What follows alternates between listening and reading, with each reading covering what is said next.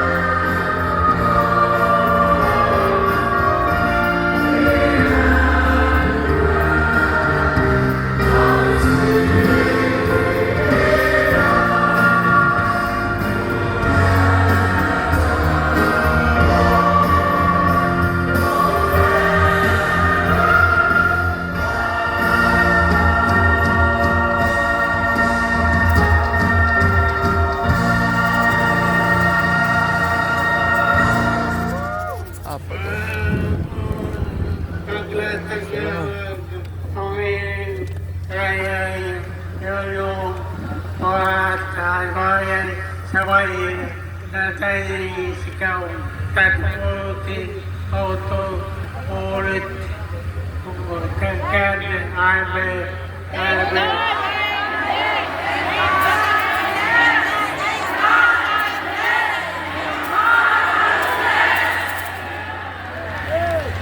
Urin, parang enforce all your agreement ang narinig ko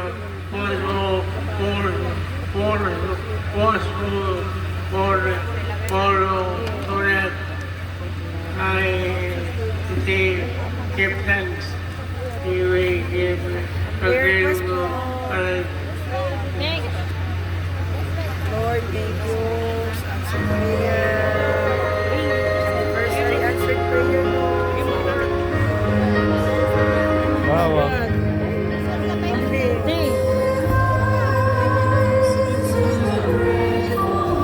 Letter T.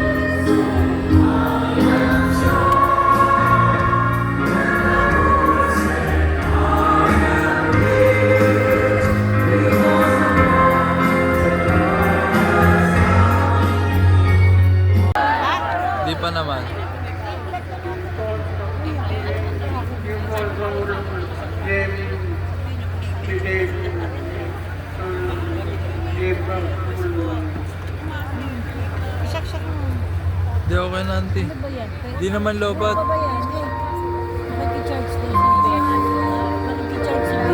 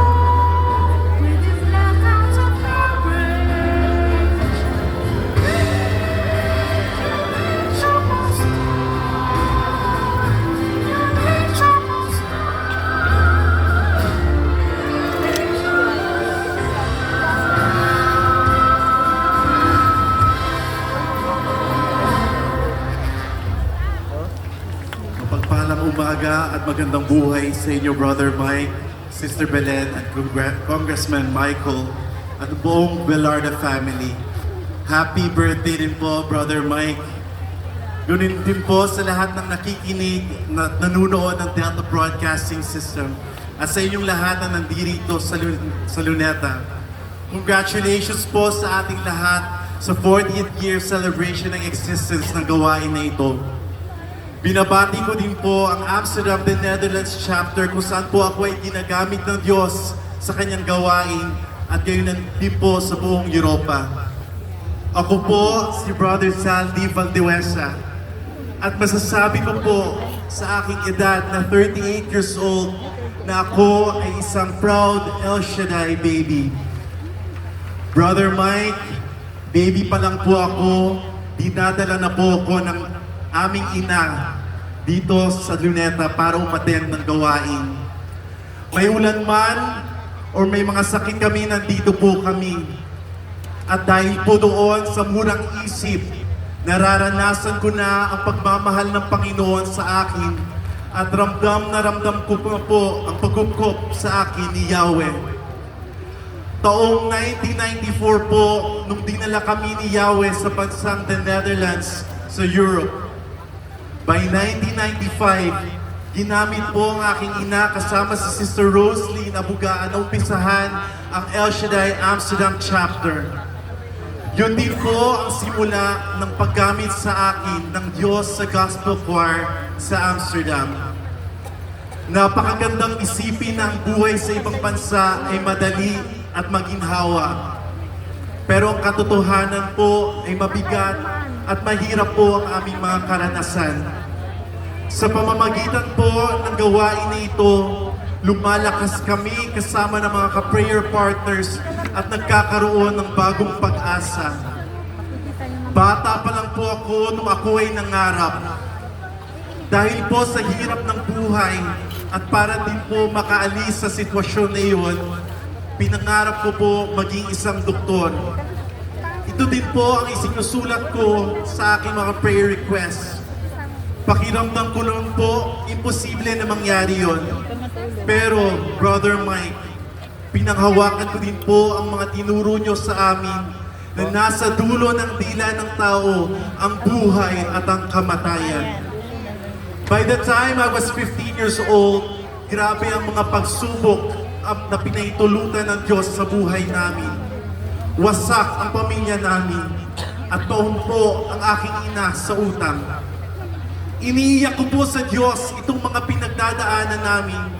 Hindi po ako nagreklamo sa Diyos pagkus hiniling ko sa Kanya na huwag niya akong bibitawan at pagkalooban niya ako ng kalakasan upang mapagtagumpayan ang lahat ng ito.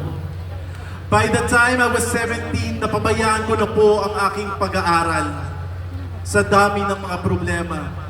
Pero sinabi ko pa din sa Diyos habang ako'y nananalangin at umiiyak sa Kanya na 10 years from now, doktor na ako, may sarili na akong bahay, may asawa, mga anak, at lahat ng aking pangangailangan para maging maginhawa ang aming buhay. The impossible thing happened. At the age of 19, nakapasok po ako sa medical school ng Amsterdam with a scholarship. Ako po ay naging working student at nagpatuloy sa paglilingkod. At the age of 23, I married my beautiful and good wife, Vanessa. And at the age of 26, nagtapos po ako bilang isang medical doctor sa Medical University of Amsterdam, the Netherlands chapter. By 27 years old, we bought our first house in the Netherlands and welcomed our second child. Brother Mike, di ko po napansin na in those 10 years, nangyari na pala ang mga binitawan ko sa panalangin ko kay Yahweh El Shaddai. Salamat po sa Diyos sa paggamit niya sa inyo dahil sa kasalukuyan po ang aking may bahay kasama ang aking 3 anak ay naglilingkod ng buong galak sa kanyang ubasan sa Amsterdam chapter. The Amsterdam chapter loves you, Brother Mike, and I pray for your good health and long life po, Brother Mike. For with God, nothing is impossible. To God be the glory. First Kings 14 chapter 18 Naisens Porto The impossible. The impossible. kaya yung paligid yun is was like yun karoon hindi natin kasi aswat iwan peto to review. Ansipili na tayo.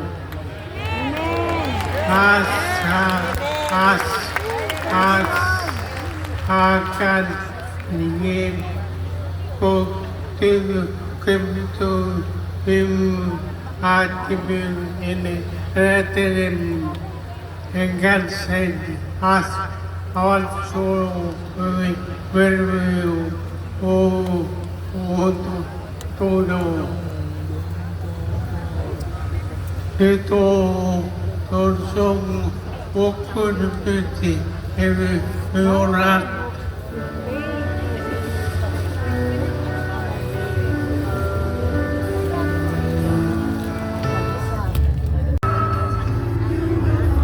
Kaysa man sa malubat. Kahit na, kahit matatapos na yun.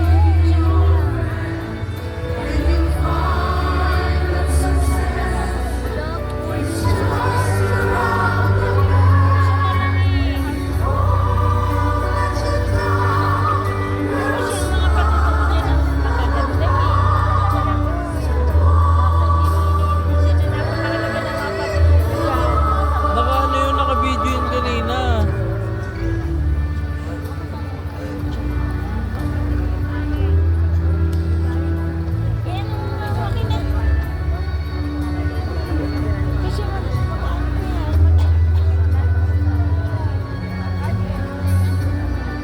Lobat na yung power bank at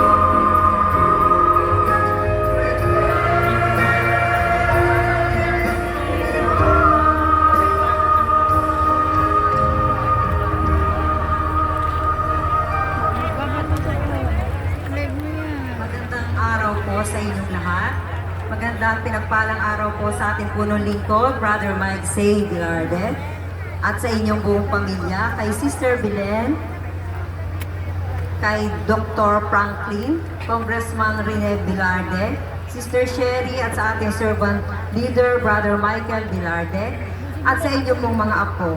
Happy birthday po, Brother Mike. Happy 40th anniversary po pati na sa lahat ng mga prayer partners sa buong mundo at sa lahat po ng naririto dito sa Luneta.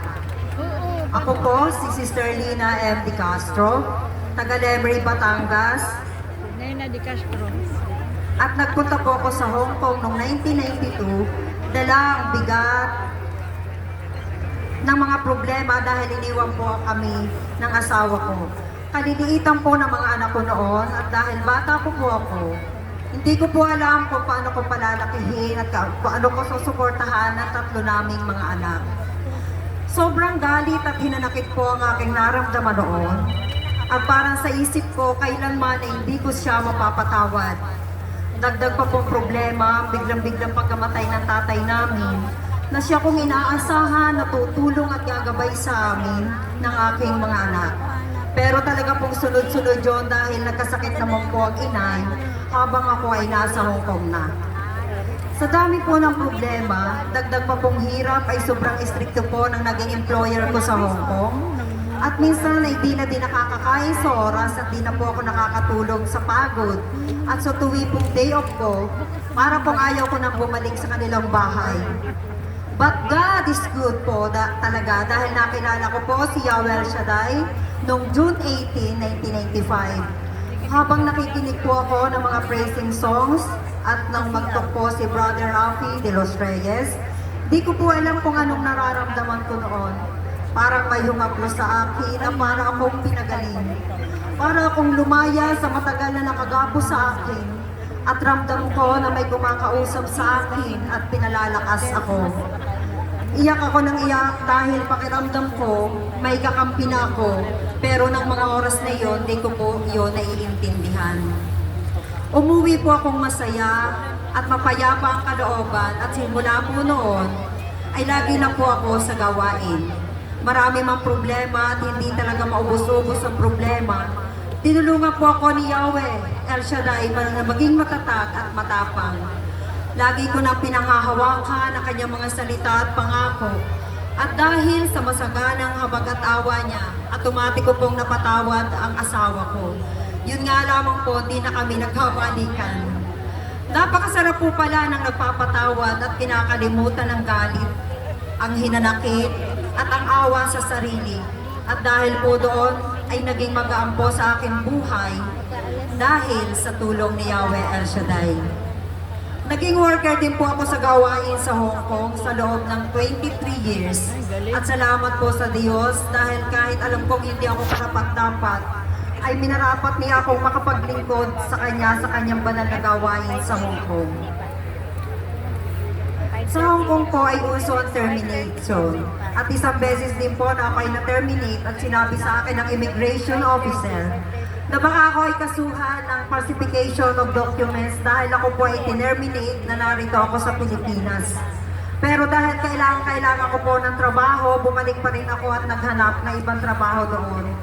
At napakabuti po ng ating Diyos dahil yung sinabi ng immigration ay di ko po pinansin, bagkos ako'y nanalangin to sa aking puso at pinanghawakan ko ang mga pangako niya na kailanman ay di tayo iniiwan ng Diyos. At yun nga po, naka 32 years po ako sa Hong Kong at bali 26 years po ako sa huling employer ko. Kaya nagpapasalamat po ako sa Diyos sa paggamit po sa ating punong lingkod, Brother Mike, dahil ipinakilala po niya sa atin ang ating dakilang Yahweh El Shaddai. Salamat po sa Diyos dahil tinulungan po niya ako na makapagtapos po sa pag-aaral ang aking mga anak at binigyan niya sila ng magagandang trabaho sa ngayon. Ipinagpapasalamat ko po na kahit po malayo ako sa kanila ng mahabang panahon, sila po ay naging mababait at mabubuting anak. At alam kong yon ay answered prayer niya sa lagi-lagi kong pananalangin at paglalagak ng aking tiwala sa Kanya. Tulad po ng lyrics ng Walk with Faith in Your Heart and You'll Never Walk Alone. Tunay na kailanman ay hindi ako napag-isa dahil ang Diyos ay lagi nating kasama. Salamat sa Diyos sa Hong Kong chapter dahil sila ang naging pamilya ko sa mahabang panahon ng pagtatrabaho ko doon. Maraming po salamat, Yahweh El Shaddai, sa lahat ng mga biyaya mo po sa amin at sa aking buong pamilya.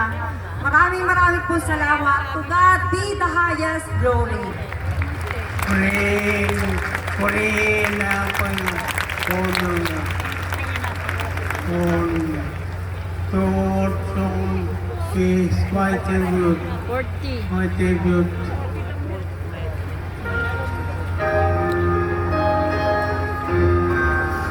Saan ba yung movie tape? Robin, dami sa Hindi pa yan ano. Third CD yan. Bago yan.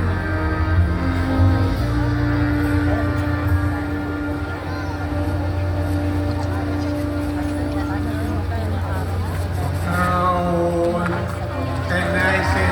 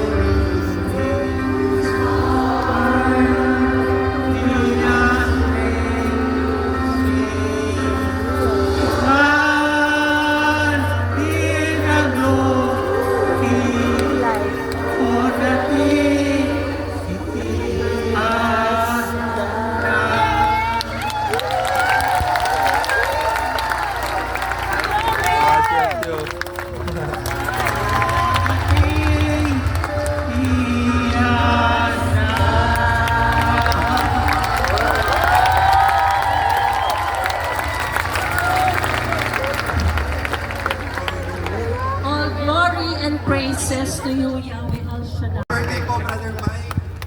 At sa atin pong lahat, mabuhay si Yahweh El Shaddai. Mabuhay! Brother Mike, nag-umpisa po ako mamaten dito sa gawain pong ito. 13 years old po ako. Lumaki po ako, Brother Mike. Hindi man ako lumaki na may bisyo, alak, sugalo, sigarilyo. Ako po ay naging alipin ng depresyon at suicidal thoughts, Brother Mike. Lumaki po ako noon, kahit gaano kaliit ang problema, ang unang naiisip ko po ay magpakamatay na lang. Pero salamat sa buhay na Diyos dahil 2006, nakilala ko po ang ating buhay na Diyos. At sa panahon, Brother Mike, na dumanas kami ng matinding pagsubok, naghiwalay ang magulang ko, maraming namatay sa pamilya ko na malapit po sa akin. Sa mga punto, Brother Mike, nadesido na po ako magpakamatay. Doon ko po nakilala ang kapangyarihan ni Yahweh El Shaddai dahil sa unang pagkakataon, nabasa ko po ang panyo ng ating Psalm 91. Mula po dito sa Pilipinas, ako po ay nag-migrate ng Amerika sa Santa Clarita chapter at doon ko po hinanap ang gawain ng Panginoon. Tunay nga na kapag tayo ay sumunod at tumugon sa panawagan ni Yahweh El Shaddai, rumaragas ang pagpapala, himala ang ating tatanggapin at ang ating buong pamilya. 2008, Brother Mike, nawalan po ng trabaho yung tatay ko. 2010, wala po kaming matirahan. Pero sa kagandahang loob po ni Sister May at sa inyo pong approval, 5 taon po akong makatira sa El Shaddai Center po natin sa Los Angeles. At doon po, mga kapatid and Brother Mike, pinag-aral din po ako ni Yahweh El Shaddai ng nursing. Wala po akong binayad, ni piso, ni 5 duleng, lahat binayaran ni Yahweh El Shaddai. Nagsimula po ako magsilbi sa music ministry hanggang dumating na po sa puntong tinawag na rin ako magpahayag ng salita ng Diyos. And Brother Mike, 2021, tinawag naman po ako ni Yahweh pumunta at lumipad ng Alaska. 2022, pinanganak po ang aming bunso na si Luna, na siya po ay magtatatlong taon na po ngayon. Sa tuwing magpapacheck up po kami, Brother Mike, lagi pong binabanggit sa amin ng doktor na maraming delay sa milestone ng anak mo. Hindi siya nagsasalita. Yung mga simpleng salita katulad ng nanay, mama, papa, hindi na kayang sabihin. Sabi po ng doktor sa Amerika, sigurado meron niyang autism. Wala naman pong masama para sa akin na may batang may autism or autistic. Pero alam ko na bawat magulang ang hinihiling, normal ang kanilang maging anak. At ang bawat magulang nasasabik tawaging nanay, tatay, papa o mama ng kanyang anak.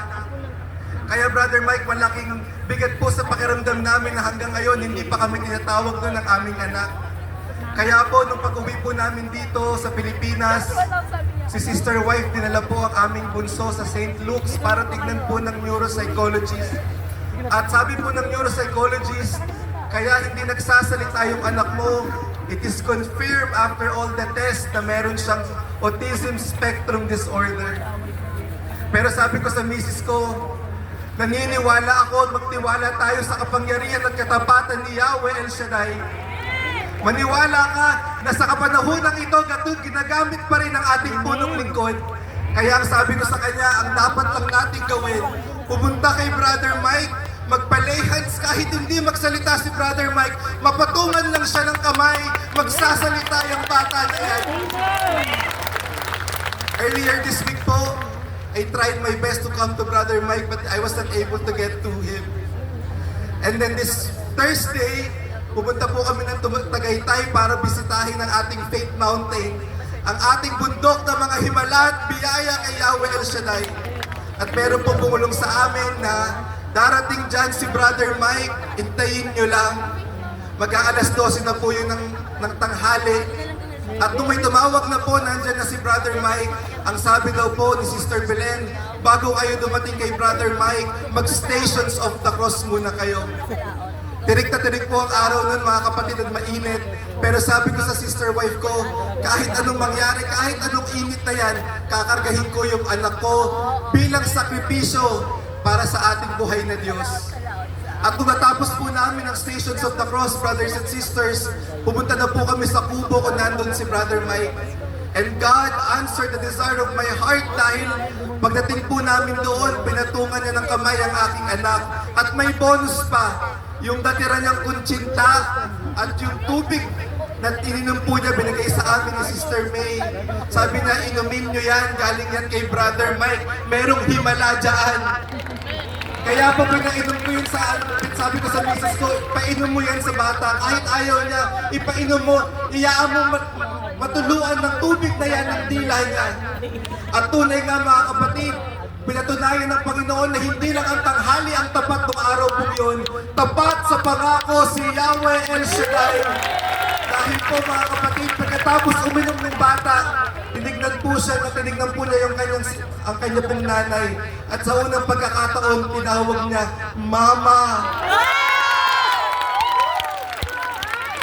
Narinig po yun ang lahat sa kubo katulad ni Brother Mike. Kaya pala nagtataka ako, kumakaway ang punong lingkod sa anak ko. Sabi ko, Lord, alam ko may himala ka ng ginagawa ngayon. Nung nakita ko po na umalis yung nurse sa tabi ni Brother Mike, kinuha ko yung anak ko. At pagkakarga ko po sa kanya, ako naman yung tumanggap ng himala. Dahil tinawag din niya ako, tinignan niya ako sa aking mata. Sabi niya, Papa! Pinabi ko po siya kay Brother Mike. At kahit alam ko kung ano, hindi ko maintindihan yung mga gibberish ang sinasabi, pero alam ko, kinakausap niya si Brother Mike, hinahawakan niya yung kamay ni Brother Mike. And my brothers and sisters, kahit po mula Tagaytay hanggang Maynila, doon po sa kotse, wala siyang tigil. Making sounds, trying to make words, gusto niya lang magsalita. Kaya naman po, naniniwala talaga ako mga kapatid na sa bawat pagsunod natin, sa bawat paglilingkod natin, katulad ng sinabi ng punong lingkod, tsak yun, may himalang susunod sa ating lahat mga kapatid. Brother Mike, maraming Huwag kayong Wala bang rata? Bawal kung ayaw.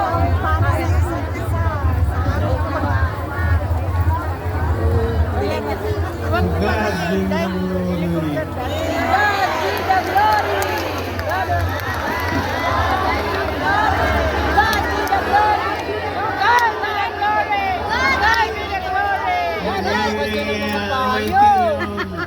God be glory.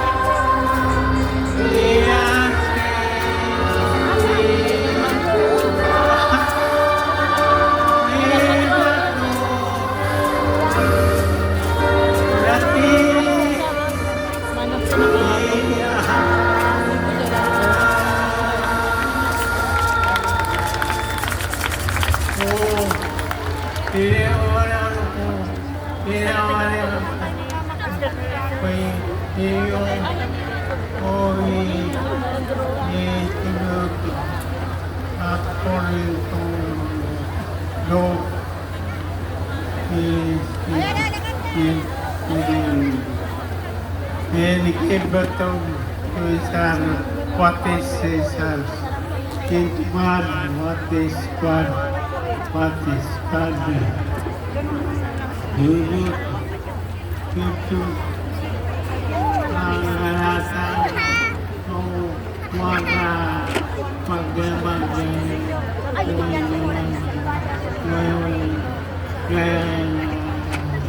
paraw ay pagpalalanin o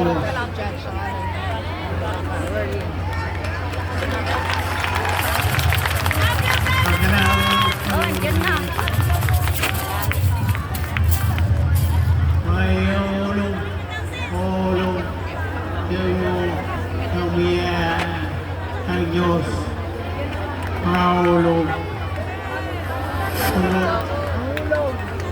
hulog,